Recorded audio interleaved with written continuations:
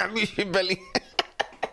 Buongiorno, è un martedì credo pazzesco, un po' per tutti, chi si sveglia di botto, chi si sveglia piano piano, chi invece decide di dormire fino a tardi, insomma io non posso perché gli amici bellini mi incalzano con certe notizie, più che altro rumori di mercato e quindi ne parliamo brevemente, cominciamo. È un martedì pazzesco.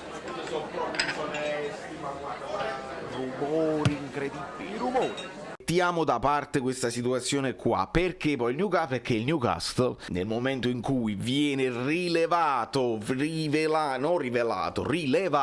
dall'uomo più ricco del mondo, uno degli uomini più ricchi del mondo sicuramente, perché se è vero come è vero che è 13 volte più ricco del padrone del Manchester City, stata buona Maronna, di nuovo mi viene da dire, perché ciao. Allora immediatamente uscirà la notizia, visto che hanno pungolato di nuovo Insigne sul contratto, uscirà al 100% la notizia che il Newcastle è interessato a Insigne e che gli offre un contratto da 10-15 milioni e Insigne starebbe tentennando. Ve la dico prima la notizia, prima che esca così, noi dobbiamo fare così, perché quando non ci sono le notizie se le inventano e adesso noi facciamo la controinformazione, contronotizia, dovete solamente dirmi voi quando uscirà, chi è stato il primo a farlo uscire. Semplicemente questo è il nostro dubbio, ma non c'è dubbio che la notizia uscirà. Il Newcastle starebbe pensando, parrebbe, e Insigne ci starebbe pensando, sta in colloquio con la moglie perché il Newcastle fa un'offerta molto superiore rispetto a quello che si può permettere il Napoli. È chiaro che uscirà. E insomma, avete sentito, io lanciavo questa insomma provocazione, diciamo, questa intuizione un mese fa, era l'8 ottobre, oggi è 11 novembre, era martedì all'epoca ed è martedì anche oggi, dicevo adesso ed è uscita, piano piano è uscita perché proprio doveva uscire per forza e guarda caso, all'epoca che dissi l'intuizione perché poi era contemporanea all'acquisto del Newcastle da parte del nuovo sceicco, era proprio pausa nazionali con l'Italia, con la Spagna che faceva la figuretta che stava facendo, insomma benvenuto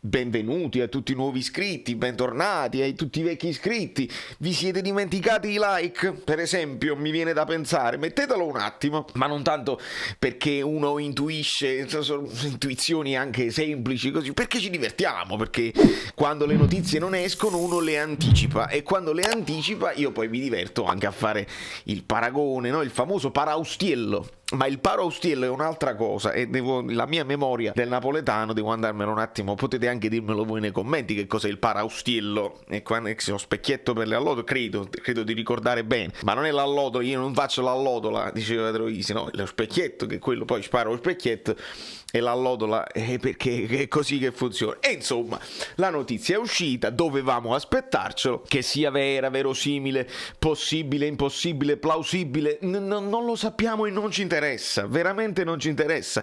Il problema è non arrivarci mai a queste situazioni qua e cercare di gestirle in maniera diversa. Ora però noi dobbiamo essere anche un attimino onesti e pensare, non possiamo pensare che queste cose avvengono solamente a Napoli. Non abbiamo il polso, cioè io non ho il polso della tifoseria interista o delle radio interiste. Noi sappiamo, anche per sentito dire, che Napoli è una piazza simile a quella di Roma, bene o male anche quella di Lazio, insomma, perché della Lazio, perché ci sono molte radio, tantissime testate, eccetera eccetera, blog che parlano delle due squadre romane. Non lo so se lo stesso avviene a Milano, per esempio, perché se noi poi andiamo a vedere e andiamo a scavare i giocatori che tra 50 giorni sono liberi di firmare per qualsiasi squadra, cioè quelli che vanno in scadenza nel 2022, e troviamo Brozovic, troviamo Mbappé, poi lasciamo vedere, troviamo Mbappé, quindi non lo so se adesso a Parigi stanno parlando, Mbappé è distratto, sta pensando al futuro, così, chiaro, non è il capitano, però non lo so nemmeno chi è il capitano del Paris Saint-Germain in questo momento, ma capite che avviene anche in altre squadre. Poi bisogna vedere come si gestisce e se queste cose poi influiscono nel prosieguo del percorso di una squadra, perché poi noi troviamo Mbappé, poi, ma voglio essere preciso, quindi leggo, mi faccio aiutare. un altro è Dybala. Però quando si parla di Dybala dice le firme siamo lì, siamo proprio lì, prossimi giorni. Però io sto sentendo prossimi giorni da qualche mese. No, quindi Dybala tra qualche giorno, però da qualche mese sentiamo se sempre è pronto a firmare, però non firma mai, vabbè. E questo è Dybala. Dopodiché c'è l'altra trattativa.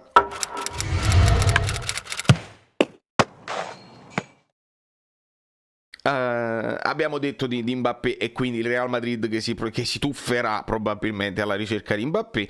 Dopodiché c'è Pogba United, quindi poi bisogna vedere se la presenza di Ronaldo lo convince a stare un altro anno, non si sa. E questa è un'altra cosa. Poi c'è poi c'è Brozovic, proprio per parlare di quelle milanesi. Non lo so se a Milano si creano il problema, perché poi a Milano non è solamente che sì, ma è anche Romagnoli. È Romagnoli ancora il capitano del Milan? Allora si può creare lo stesso caso. Romagnoli però non parte sempre titolare. Tomori, Kier, Romagnoli riserva, il capitano diventa riserva.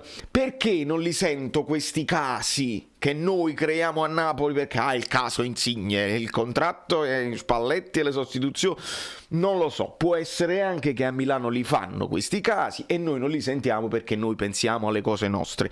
Tutto può essere, quindi il caso di Insigne. Poi c'è anche, dopo aver blindato Pedri e Ansu Fati, il Barcellona deve pensare a Dembélé, perché anche Dembélé va in scadenza e quindi la presenza di Xavi, bisogna vedere se cambia tutto. Anche Moussa Sissoko.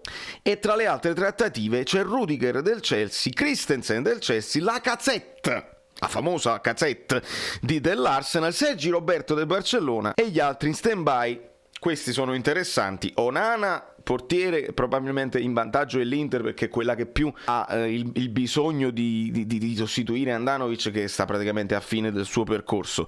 Poi c'è Belotti, e quindi si parla sempre del Milan, e poi c'è Zaccaria, signori, Zaccaria che mi interessa moltissimo, perché noi con Anghissà abbiamo fatto un grande acquisto, però non è detto che se avessi l'opportunità di mettere le mani su un centrocampista di questo livello, perché è un grandissimo centrocampista, a parametro zero sarebbe un grandissimo colpo. Signori, questo è, poi ce ne sono altri, eccetera, eccetera. Si parla di Zaccaria con in vantaggio la Roma e la Juventus, non lo possiamo sapere perché i discorsi di mercato sono complicati, lasciano veramente il tempo che trovano, ma che se io con un Amrabat mi sposto di qua, vi voglio ricordare che oggi è il giorno di Elmas che deve affrontare l'Armenia, è il giorno di Koulibaly che deve affrontare il Togo, il famoso Togo, è il giorno di Bobotka, Slovacchia-Slovenia, quindi attenzione. È il giorno di Ospina contro il Brasile e voi mi potete dire poi nei commenti se magari le vedete, perché lo sapete, devo andare a suonare, devo fare il che fare.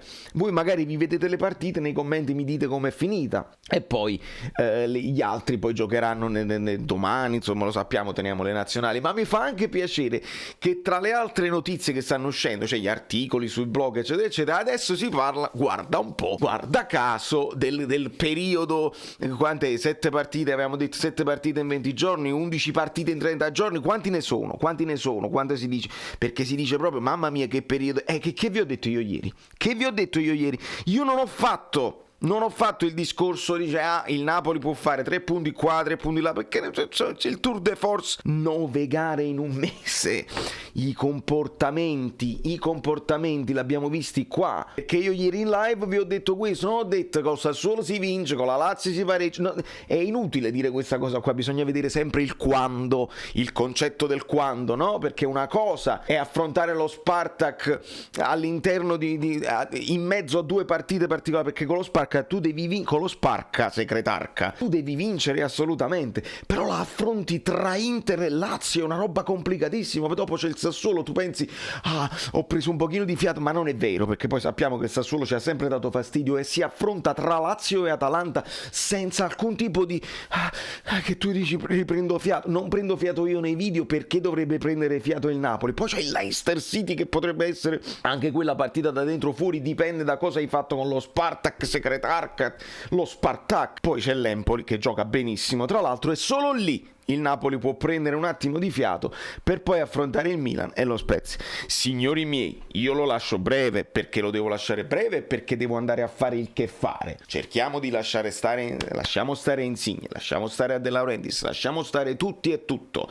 Martedì Gio Pellecchia e Rita Pavone, tutti gli amici bellini gli amici del presidente, quelli sono i giorni del Condor, gli amici, non mi ricordo, c'era un film del presidente, tutti gli uomini del presidente, ma anche le donne, perché ci tengo moltissimo alle amiche belline che diventano bellissime. Da New York, Valerio Fluido è tutto. Se non siete iscritti al canale siete completamente pazzi, perché le notizie da me le sapete un mese prima che escono. È divertente, no?